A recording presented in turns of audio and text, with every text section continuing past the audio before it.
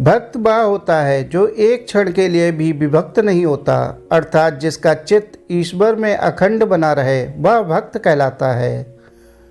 एक गांव में एक निर्धन जुलाहा दंपत्ति रहता था। जुलाहे का नाम सुंदर और उसकी पत्नी का नाम था लीला।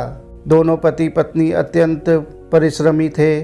सारा दिन परिश्रम करते, सुंदर सुंदर कपड़े बनाते, किंतु उनके बनाए गए वस्त्रों की अधिक कीमत नहीं मिल पाती थी। दोनों ही अत्यंत संतोषी स्वभाव के थे। जो मिलता उसी से संतुष्ट होकर एक टूटी फूटी झोपड़ी में रहकर अपना जीवन निर्वाह कर लेते थे। वह दोनों भगवान श्री कृष्ण के परम भक्त थे। दिन भर के परिश्रम के बाद जो भी समय मिलता उसे दोनों भगवान के भजन कीर्तन में व्यतीत करते। सुंदर बाबा के पास एक तानपुरा और एक खड़ताल थी। जब दोनों मिलकर भजन गाते तो सुंदर तानपुरा बजाता और लीला खड़ताल। फिर तो दोनों भगवान के भजन में ऐसा खो जाते कि उनको अपनी भूख प्यास की चिंता भी नहीं रहती थी। यूं तो दोनों संतोषी स्वभाव के थे। अपनी दीनहीन अवस्था के लिए उन्होंने कभी भी भगवान को कभी कोई अलाहना नहीं दिया और अपने इस जीवन से प्रसन्न थे। किंतु एक दुख उनको सदा कटोसता रहता। उनके कोई संतान नहीं थी। इसको लेकर वह सदा चिंतित रहा करते थे, किंतु रहते फिर भी सदा भगवान में मग्न। इसको भी उन्होंने भगवान की लीला समझकर स्वीकार कर लिया और निष्काम रूप से श्री कृष्ण की प्रेम भक्ति में डूबे रहते। जब उनकी आयु अधिक होने लगी तो एक दिन लीला ने सुंदर से कहा कि हमारी कोई संतान नहीं है। कहते हैं कि संतान के बिना मुक्ति प्राप्त नहीं होती। अब हमारी आयु भी अधिक हो चली है, ना जाने कब बुलावा आ जाए। मरने के बाद कौन हमारी चिता को अग्नि देगा और कौन हमारे लिए तर्पण आदि का कार्य करेगा। सुंदर बोला, तू क्यों चिंता करती है, ठाकुर जी हैं ना, वही सब देखेंगे। सुंदर ने यह बात कह तो दी, किंतु वह भी चिंता में डूब गया। तभी उसके मन में एक विचार आया। वह नगर में गया और श्री कृष्ण के बाल गोपाल रूप की एक प्रतिमा ले आया। घर आकर बोला, अब तुझे चिंता करने की कोई आवश्यकता नहीं है। मैं यह बाल गोपाल लेकर आया हूँ। हमारे कोई संतान नहीं तो वह भी इन्हीं की तो लीला है। अब हम इनको ही अपने पुत्र के समान प्रेम करेंगे। यही हमारे पुत्र का दायित्व पूर्ण करेंगे, यही हमारी मुक्ति करेंगे। सुंदर की बात सुनकर लीला अत्यंत प्रसन्न हुई। उसने बाल गोपाल को लेकर अपने हृदय से लगा लिया और बोली, आप बिल्कुल ठीक कह रहे हैं, आज से यही हमारा लल्ला है। दोनों पति पत्नी ने घर में एक कोना साफ करके वहां पर स्थान बनाया और एक चौकी लगाकर उस पर बाल गोपाल को विराजित कर दिया। तब से जुलाहा दंपत्ति का नियम हो गया कि वह प्रतिदिन बाल गोपाल को स्नान कराते, उनको धुले वस्त्र पहनाते, अपनी संतान की तरह उनको लाल लड़ाते, उन्हीं के सामने बैठकर भजन कीर्तन करते और वहीं सो जाते। जुलाहा अपने हाथ से बाल गोपाल के लिए सुंदर वस्त्र बनाता और उनको पहनाता। इसमें उसको बड़ा आनंद आता।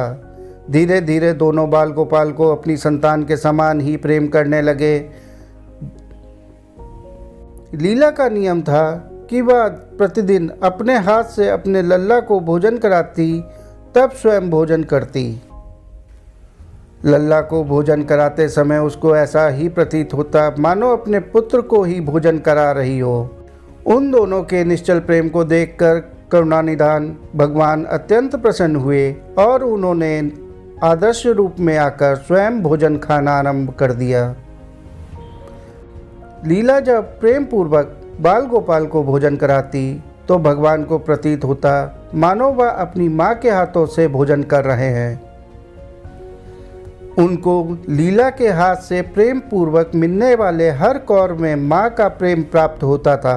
लीलाधारी भगवान श्री कृष्ण स्वयं माँ की उस प्रेम लीला के वशीभूत हो गए, किंतु लीला कभी नहीं जान पाई कि स्वयं बाल गोपाल उनके हाथ से भोजन करते हैं। एक दिन कार्य बहुत अधिक होने के कारण लीला बाल गोपाल को भोजन कराना भूल गई। गर्मी का समय था। भरी दोपहरी में दोनों पति पत्नी कार्य करते करते थक गए और बिना भोजन किए ही सो गए। उनको सोए हुए कुछ ही देर हुई थी कि उनको एक आवाज़ सुनाई दी, माँ बाबा मुझको भूख लगी है। दोनों हड़बड़ा कर उठ गए।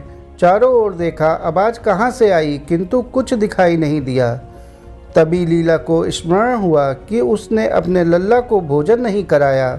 वह दौड़कर लल्ला के पास पहुंची तो देखा कि बाल गोपाल का मुख कुमलाया हुआ है। इतना देखते ही दोनों पति पत्नी वहीं उनके चरणों में गिर पड़े। दोनों की आंखों से आंसुओं की धारा बह निकली। लीला तुरंत भोजन लेकर आई और ना जाने कैसा प्रेम उमड़ा कि लल्ला को उठाकर अपनी गोद में बैठा लिया और भोजन कराने लगी। दोनों पति पत्नी रोते जाते और लल्ला को भोजन कराते जाते, साथ ही बार बार उनसे अपने अपराध के लिए क्षमा मांगते जाते। ऐसा प्रागढ़ प्रेम देखकर भगवान अत्यंत द्रवित हुए और अंतर्यामी भगवान श्री हरि साक्षात रूप में प्रकट हो गए। भगवान ने अपने हाथों से अपने रोते हुए माता पिता की आंखों से आंसू पोंछे और बोले, प्रिय भक्त, मैं तुम्हारी भक्ति और प्रेम से अत्यंत प्रसन्न हूँ। तुम जो चाहो वर मांग लो, मैं तुम्हारी प्रत्येक इच्छा पूर्ण करूँगा।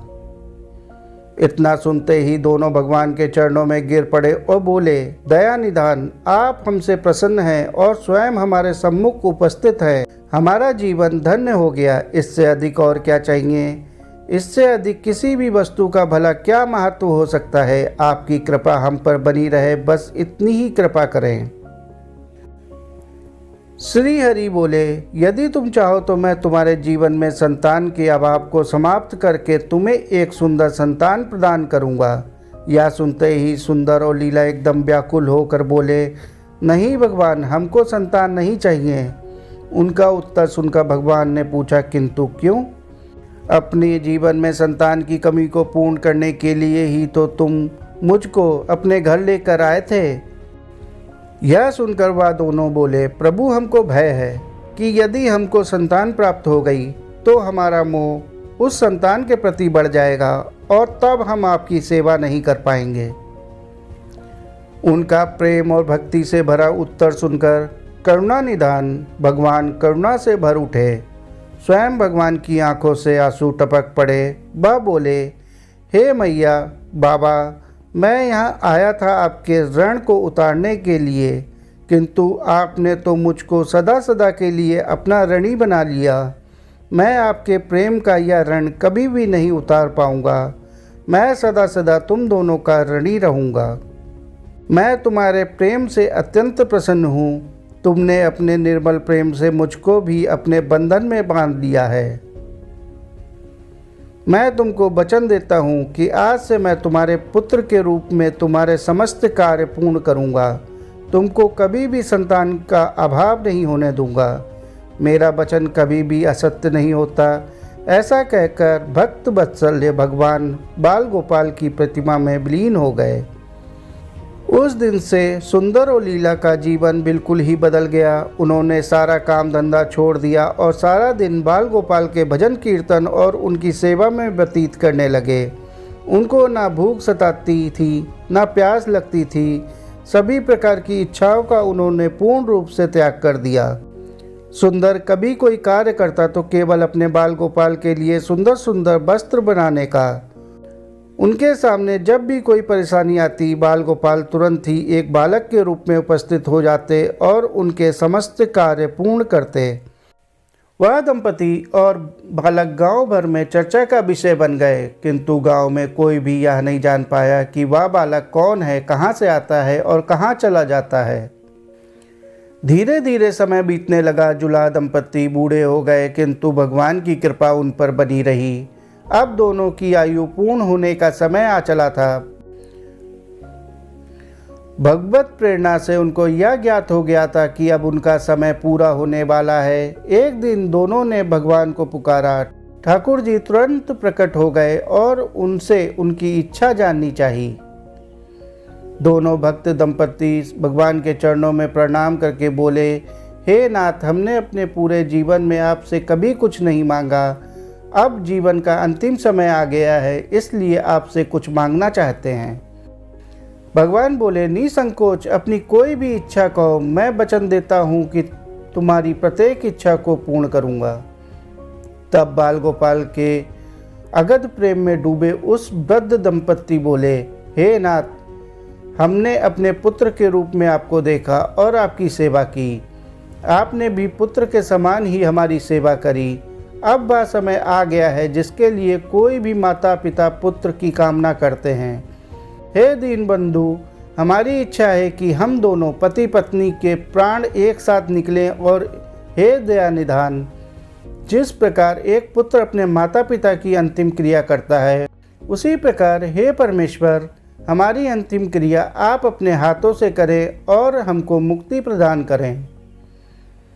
श्री हरि ने दोनों को उनकी इच्छा पूर्ण करने का वचन दिया और बाल गोपाल के विग्रह में विलीन हो गए। अंत में वह दिन आ पहुंचा जब प्रत्येक जीव को यह शरीर छोड़ना पड़ता है। दोनों वृद्ध दंपति बीमार पड़ गए। उन दोनों की भक्ति की चर्चा गांव भर में थी, इसलिए गांव के लोग उनका हाल जानने उनकी झोपड़ी में पहुंचे। किंतु उन दोनों का ध्यान तो श्री हरि में रम चुका था। उनको नहीं पता कि कोई आया भी है, ना ही पता कि कौन गया है। नियत समय पर एक चमत्कार हुआ। जुलाई की झोपड़ी एक तीव्र और अलौकिक प्रकाश से भर उठी। वहां उपस्थित समस्त लोगों की आंखें बंद हो गईं। किसी को कुछ भी दिखाई नहीं पड़ रहा था। कुछ लोग तो झोपड़ी के बाहर आ गए, कुछ वहीं धरती पर बैठ गए। श्री हरि अपने दिव्य चतुर्भुज रूप में प्रकट हुए।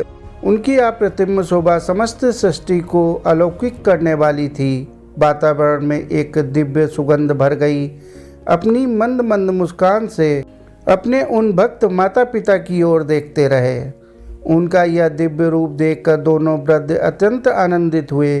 अपने दिव्य दर्शनों से दोनों को तृप्त करने के बाद करुणा निधान लीलाधारी समस्त सृष्टि के पालनहार श्री हरि वहीं उन दोनों के निकट धरती पर ही उनके सिरहाने बैठ गए। भगवान ने उन दोनों भक्तों का सर अपनी गोद में रखा, उनके शीश पर प्रेम पूर्वक हाथ रखा। तत्पश्चात अपने हाथों से उनके नेत्र बंद कर दिए। तत्काल ही दोनों के प्राण निकलकर श्री हरि में विलीन हो गए। पंचभूतों से बना शरीर पंचभूतों में विलीन हो गया। कुछ समय बाद जब यह दिव्य प्रकाश का लोप हुआ तो सभी उपस्थित ग्रामीणों ने देखा कि वहाँ ना तो सुंदर था, ना ही लीला थी और ना ही बाल गोपाल थे। शेष थे तो मात्र कुछ पुष्प जो धरती पर पड़े थे और एक दिव्य सुगंध जो वातावरण में चारों ओर फैली हुई थी। विस्मित ग्रामीणों ने श्रद्धा से उस धरती को नमन किया। उन पुष्पों को उठाकर शीश से लगाया तथा सुंदर लीला की भक्ति और गोविंद के नाम का गुणगान करते हुए चल दिए उन पुष्पों को श्री गंगा जी में विसर्जित करने के लिए। साथियों, भक्त वह है जो एक क्षण के लिए भी विभक्त नहीं होता, अर्थात जिसका चित्त ईश्वर में अखंड बना रहे, वह भक्त कहलाता है। जय श्री कृष्ण। साथियों, कहानी को आखिरी तक सुनने के लिए आपका बहुत बहुत शुक्रिया। आपको यह कहानी कैसी लगी कमेंट करके बताएं। कहानी अच्छी लगी हो तो कहानी को लाइक और चैनल को सब्सक्राइब कर लें।